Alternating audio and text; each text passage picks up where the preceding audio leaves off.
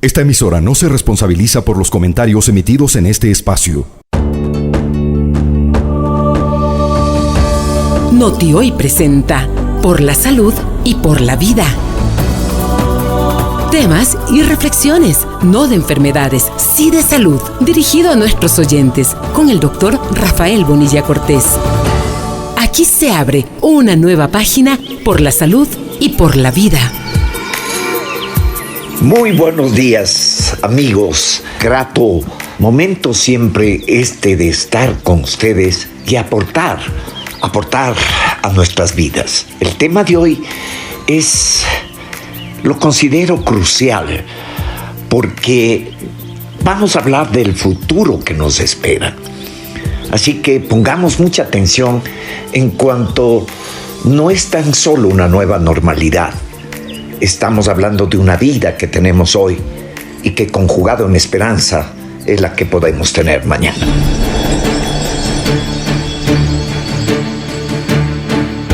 Y bien, amigos, hay algo que debemos prestar mucha importancia. En este año y medio, van a ser 2, será un poco más.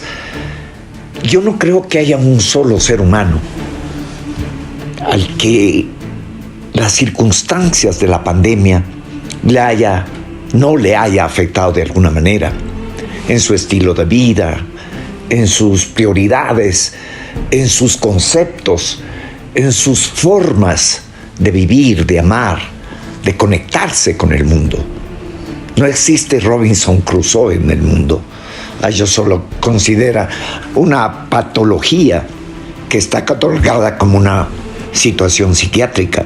The Economist, una revista muy importante, ha reunido a 50 científicos, investigadores de gran talla, en los que ha resumido conclusiones acerca de lo que viene en el futuro inmediato y menciona poco menos que, si acaso, en lo que es profundamente discrepado, lo que deberá hacer el ser humano ya inmediatamente. Manifiesta algo muy, muy importante, y es que el trabajo a distancia llegó para quedarse, así literalmente. Lo que significa, amigos, que debemos condicionar y acondicionar mejor nuestros lugares, casi digo de sobrevivencia, en donde será fundamental las soluciones digitales de conexión y supervisión más avanzadas. The Economist señala que las personas querrán salir, pero de forma diferente, en especial para socializar y divertirse, señala, pero que la conectividad y el acceso de Internet de alta velocidad serán indispensables. Es decir, dice The Economist y estos 50 sabios expertos que el ser humano, bien es cierto, querrá sociabilizar, pero en el fondo lo que está diciendo será a través de lo que ya padecemos. La no conexión, que es a través de la conexión fácil, a través de medios digitales. El celular, el iPad, la computadora. Hecho que ya conocemos ha llevado a algo que vamos a analizar tanto profundamente, la apatía. La conectividad ha llevado a que el ser humano prácticamente se aísle antes de la pandemia. Y luego de la pandemia, el hecho de aquella palabrita, aislarse, acabó definiendo al ser humano como un individuo cuya comunicación debe ser a través de un aparato que deberá ser cada vez removido, reactualizado, porque lo que saben todos los estados es que las industrias están para seguir provocando impuestos. Si usted tiene un celular de hace 5 años, eso ya es chatarra. Señala The Economist que podremos ir a las iglesias, a los gimnasios, a una galería de arte, al cine, pero que la baja demanda impedirá mantenerlas a gran escala por mucho tiempo. Es decir, deberán desaparecer. Señala que las empresas que no invierten al menos el 10% en nuevas tecnologías desaparecerán, que los empleos se reducirán, el manejo de datos personales será más cuidadoso. Pero si hoy sabemos que si uno busca por ahí un hotel en el Caribe, al día siguiente les llegan 10 propuestas. Señala que la credibilidad y la transparencia serán piedra angular para las empresas, que con ello habrá más ahorro doméstico, más tiendas globales en línea, los centros comerciales desaparecerán, las citas médicas serán por teleconferencias, serán de rutina, así lo señala. El uso de bicicletas crecerá, parece que no conocen Quito. Serán señaladas las bicicletas como transporte urbano y el cambio climático será tema obligado. Eso sí, esperemos que sea una realidad. Y como en las grandes ciudades el espacio público es limitado, el gran reto será avanzar hacia urbes inteligentes con foco en la equidad. ¿Qué quiere decir esto? Yo recuerdo alguna vez en Japón con un amigo, Osama Itu, que me indicaba que para tener un carro en Japón uno tiene que demostrar, hablo de hace 20 años, uno tiene que demostrar dónde estacionarlo. No solo en su casa, sino en lugar de trabajo. Si tiene eso, puede comprarse un carro. Si no, no. Hay un transporte, claro, muy idóneo en Japón para poder conducirse. Y así habla sobre el mercado laboral, ¿no? El mundo automatizado. Pero lo fundamental es que el mundo viene a robotizarse y con ellos el ser humano va a quedar en un rincón que no sé cuál, en el mundo entero. Con población envejeciendo, se requerirá asistentes de atención médica domiciliaria, lo cual quiere decir, y habrá que considerar a cuál población ya le considera envejeciendo. Vale la pena reflexionar sobre todos estos asuntos porque estas previsiones a nuestra realidad impuesta va a llevar a que haya variables sociales en donde el talento humano estará condicionado siempre a una máquina. Lógicamente, con ello habrá la necesidad del bilingüismo. Habrá que superar las tecnologías, superar barreras para disque alcanzar objetivos. Y que si no se logra esto, si no se incorpora esto, las proyecciones son funestas para el ser humano. Hagamos una pausa, amigos, para entrar en el tema de qué es lo que está causando realmente en el ser humano tan solo en estos, diríamos, minúsculos y pocos meses respecto a lo que se viene, dice, en el futuro.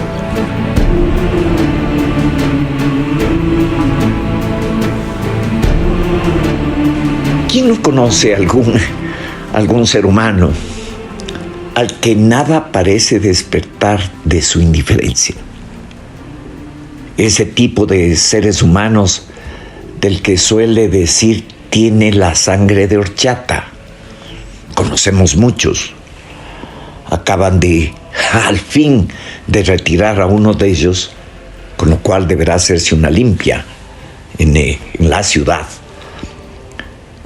Pues bueno, parece que la personalidad apática es un rasgo más venido en el siglo XXI que de una simple actitud ante la vida. En esto voy a citar los resultados de una investigación realizada en la Universidad de Oxford, en donde el experimento consistió en observar la actividad cerebral de un sinnúmero de personas más concretamente de 40 personas, mediante resonancias magnéticas, mientras realizaban tareas que implicaban esfuerzo. Antes se había visto en voluntarios menos motivados por naturaleza, que con esta situación de la resonancia magnética, los expertos pudieron comprobar que estos últimos, a estos voluntarios menos motivados, registraban mayor actividad en su corteza premotora, región que, como les puedo decir, que pone en ejercicio, en marcha, en movimiento, antes de que otra zona del cerebro intervenga. Esto indica que la gente apática necesita mucho más esfuerzo para convertir sus decisiones en acciones. Decisiones. Probablemente se dice venía el desarrollo de conexiones neurales que no se han dado en el encéfalo. Y aquí viene lo medular. En este año he podido ver, y acaso ya antes de la pandemia, cuánto el ser humano en el mundo en general, pero hablemos de Latinoamérica en singular, el ser humano se ha vuelto apático. Y se ha vuelto apático porque ha dejado de creer. Se ha vuelto apático porque se ha visto arrinconada en su inteligencia emocional, que frente a su indignación y rechazo frente a corrupción no ha habido respuesta. En eso hay una investigación de Martin Seligman, un científico, un psicólogo de avanzada, de psicología positiva, que hizo un experimento con roedores, en donde comenzó en el piso a poner electricidad y ellos comenzaron a buscar sitios donde no lo hubiera. Hasta que, viendo que no había un espacio, lo que hicieron fue arrinconarse estas ratitas, todas amontonadas en un rincón, aceptar las descargas, entrar en una apatía que se vio que anuló la zona del miedo en la amígdala hipotalámica, y con esa inmovilización, paralizados por el miedo, murieron. Pues eso es lo que viene pasando con el ser humano. La apatía, que quiere decir falta de ser, incompatibilidad con ser, falta de sueño, falta de ensoñación, de sueños diría. El levantarse no para hacer siendo o siendo hacer, sino levantarse para estar y no protestar. Y más todavía, motivado entre comillas, el decirle que debe aislarse. El ser humano no se conoce en la evolución, recogiéndonos a la Biblia, que fue Adán solito y peregrinó. No. Dios parece que le vio solito y enseguida le dio una compañera. Le dio una compañera. El ser humano jamás ha podido existir en una soledad humana, de espacios, de presencia. Y el momento en que el ser humano, en una época como la del siglo XXI, ha tenido que aislarse porque hay cómo recogerse a través de un aparato, eso ha ido causando una disminución de nuestra neuroflexibilidad, que ha motivado un estar de dejadez, de vagancia intelectiva y emotiva, en donde el aspecto físico, psíquico, emocional, de sociabilidad, se ha ido quedando en forma aislada. Y cuando ha habido la imposición, y esto es más grave aún, de que debe trabajar a través de teletrabajo, el ser humano ha roto consigo mismo. Hagamos un espacio y entremos en ese tema.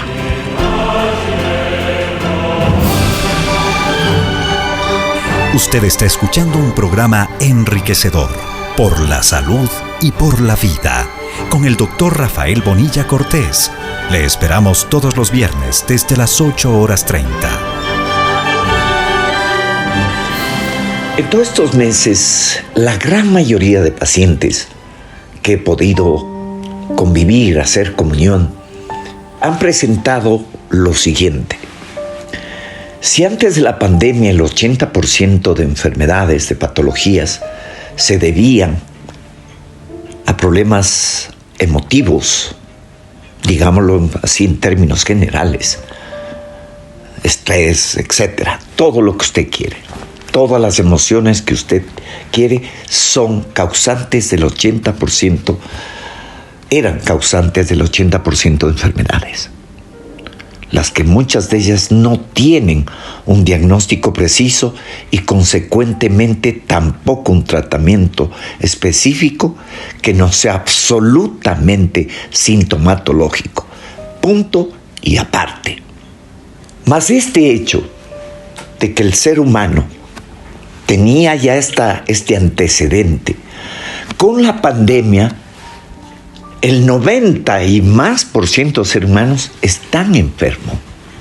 Estamos enfermos.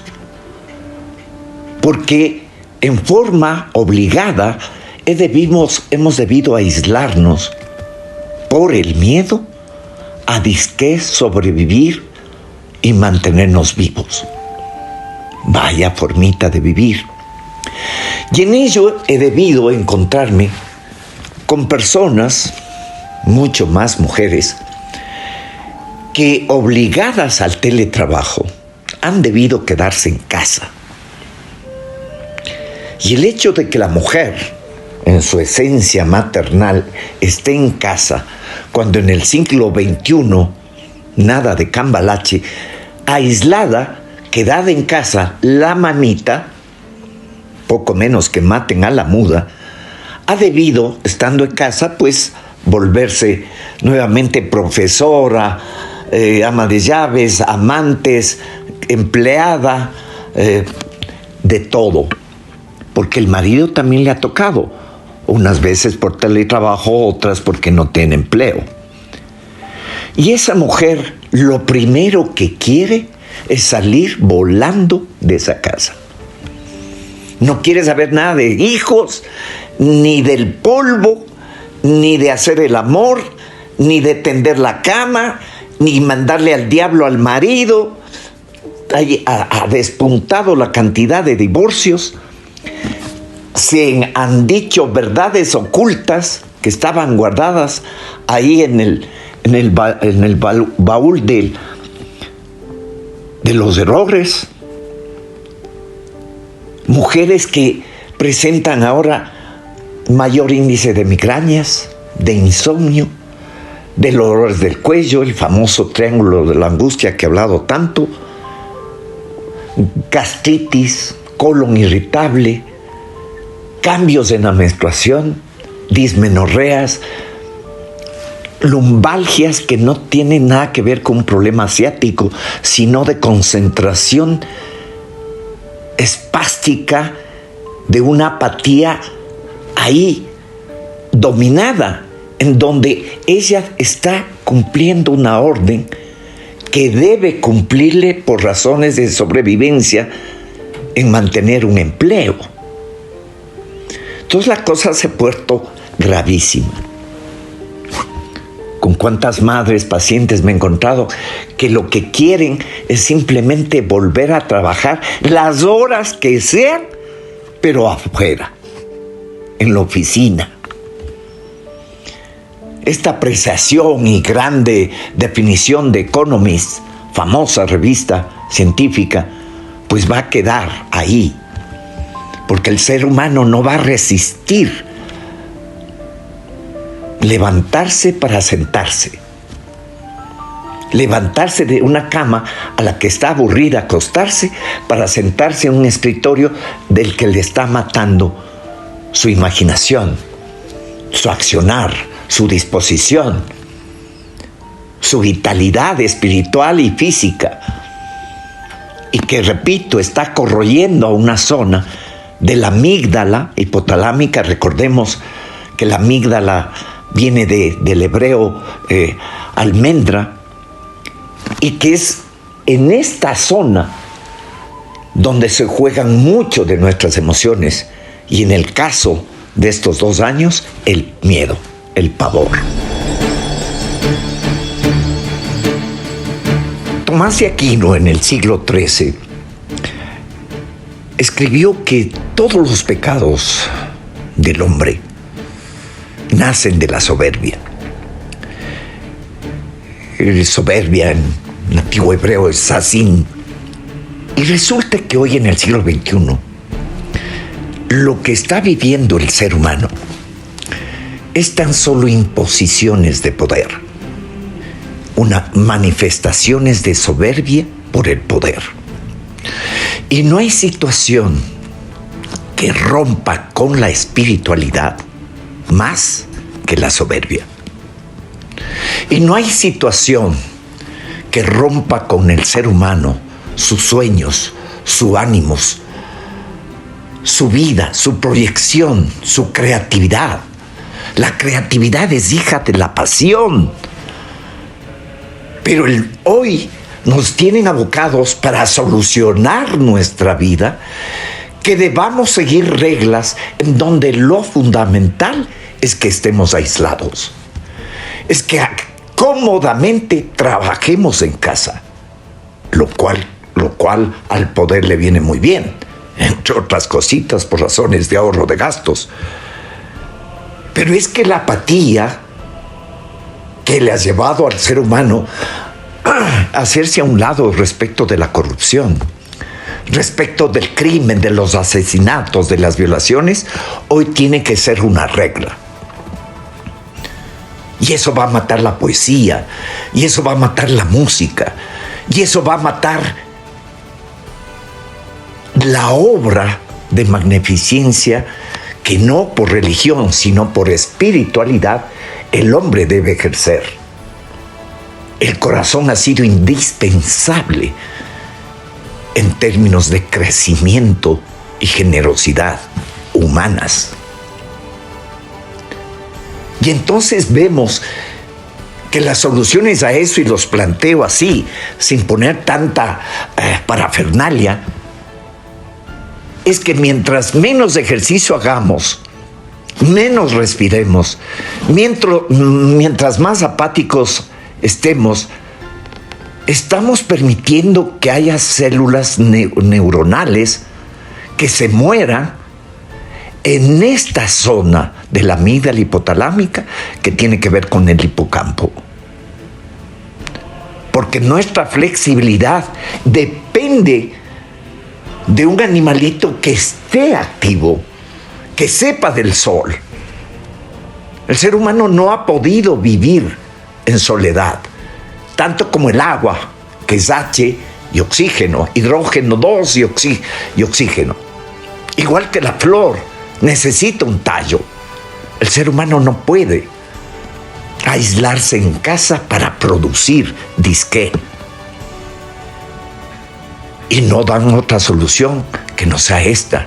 En todos estos casi 2 años no ha habido algo de prevención o de políticas de salud que implique un recogimiento a la espiritualidad, al ánimo, al corazón del ser. Entonces, ¿cómo dejar de ser apáticos, amigos? Pues se me ocurre el plantearse metas de uno a largo plazo. Asumir la necesidad de cambios en uno, no en lo que me dicen que debo hacer. En hacer lo que me guste hacer. En retomar mis contactos.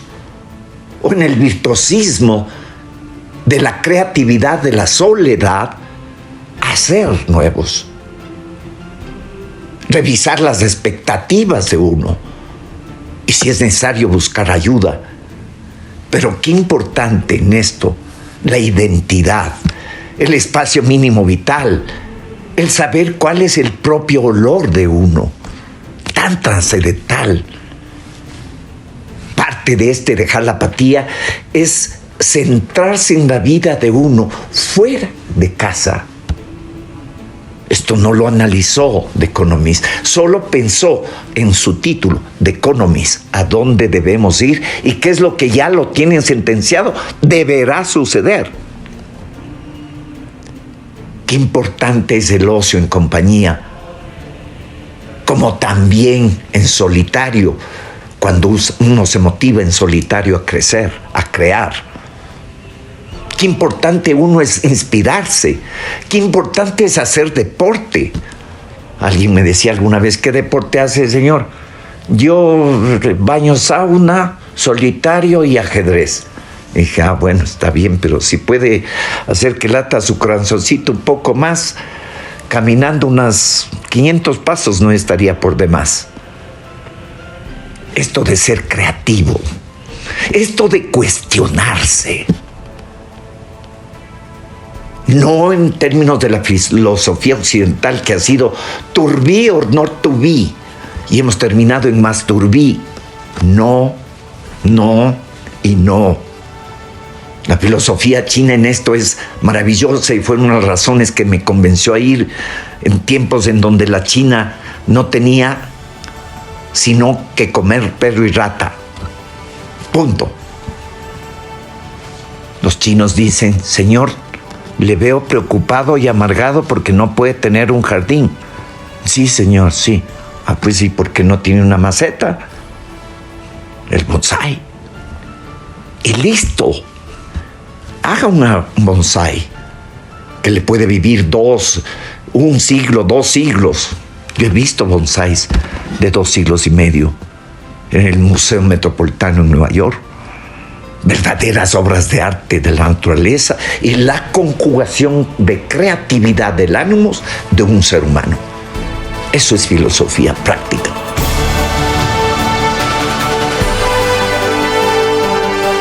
Amigos, ¿qué mejor que romper las reglas?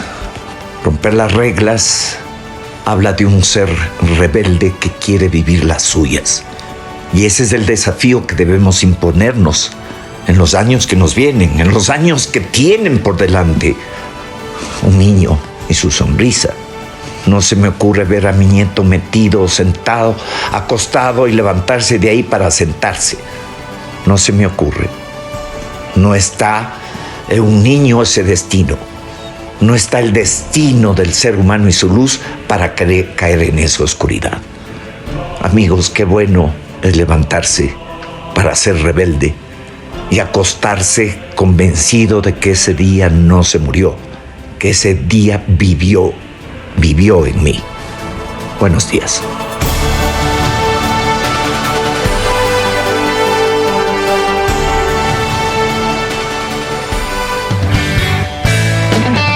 Visite la clínica del Dr. Rafael Bonilla Cortés. Estamos ubicados en la Avenida República del Salvador, 734 y Portugal, edificio Atos, planta baja. O llámenos al 22-69-771. Le esperamos. Instituto de Medicina y Acupuntura. Noti-Hoy presentó Por la Salud y por la Vida con el Dr. Rafael Bonilla Cortés. Hasta la próxima cita.